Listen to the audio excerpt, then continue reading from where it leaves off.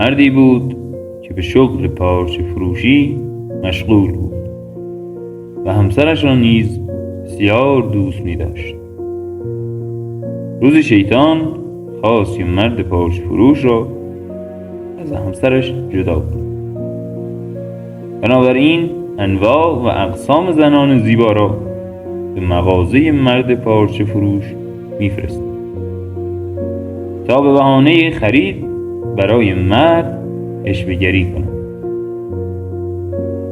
مرد پارچه فروش که بسیار آدم با خدایی بود، حتی به چشمان زنان زیبا هم نگاه نمی‌کرد.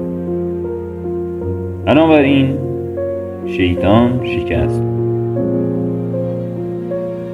در این بین پیرزنی مکار که شکست شیطان را دید، رو به شیطان گفت بشین و بنگر که چطور من این زن و شوهر را از هم جدا میکنم. خلاصه پیرزن به مغازه پارچه فروش رفت.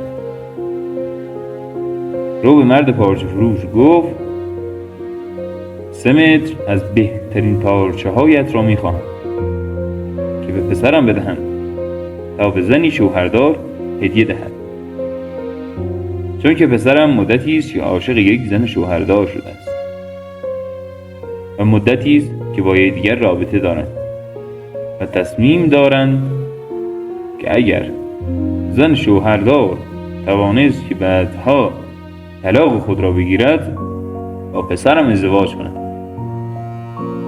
خلاصه مرد پارچه فروش بهترین و گران قیمت ترین پارچه را به پیرزن مکار فروخت و پیرزن راهی منزل پارچه فروش شد. در زد و همسر پارچه فروش در را گشود. پیرزن به همسر پارچه فروش گفت میتوانم منزل شما کمی استراحت کنم؟ از راه دوری آمدم و کمی خستم. همسر پارچه فروش گفت بفرمایید مادر جان، منزل خودتان است. خلاصه پیرزن وارد منزل شد و همسر پارچه فروش رفت سمت آشپزخانه تا وسایل پذیرایی را آماده کند. پیرزن مکار از فرصت استفاده کرد و پارچه را در پشت در قرار داد که جلوی دید نباشد. کمی بعد پیرزن قصد رفتن کرد، البته بدون پارچه. خلاصه پیرزن رفت و همسر مرد پارچه فروش مدتی بعد پارچه را از پشت در پیدا کرد. به خیال اینکه پیرزن دوباره برای گرفتن پارچه برمیگردد، پارچه را جلوی دید و در حال میگذارد. شب مرد پارچه فروش که به خانه می آید با دیدن پارچه یاد تمام حرفهای پیرزن مکار میافتد.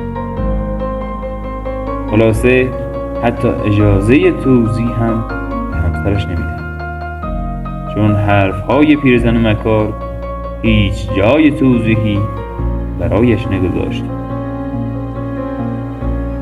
مدتی بعد زن و شوهر به طور رسمی از هم جدا می شوند. پیرزن به شیطان میگوید میخواهی این زن و شوهر را دوباره عاشق هم کنم و به یکدیگر برسانم؟ شیطان که هاج و واج به پیرزن نگاه میکرد منتظر بود که ببیند پیرزن این بار چه نقشه‌ای کشیده. خلاصه پیرزن به مغازه پارچه فروش رفت و به پارچه فروش گفت مرا به یاد داری؟ من چند وقت پیش پارچه گران قیمت از شما خریدم برای پسرم.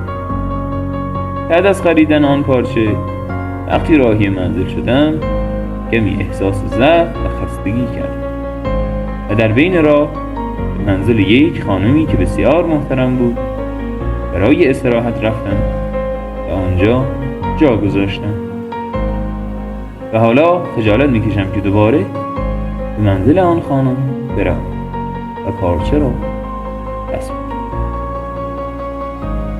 خلاصه پارچه فروش متوجه اشتباهش شد و با همسرش مجدد ازدواج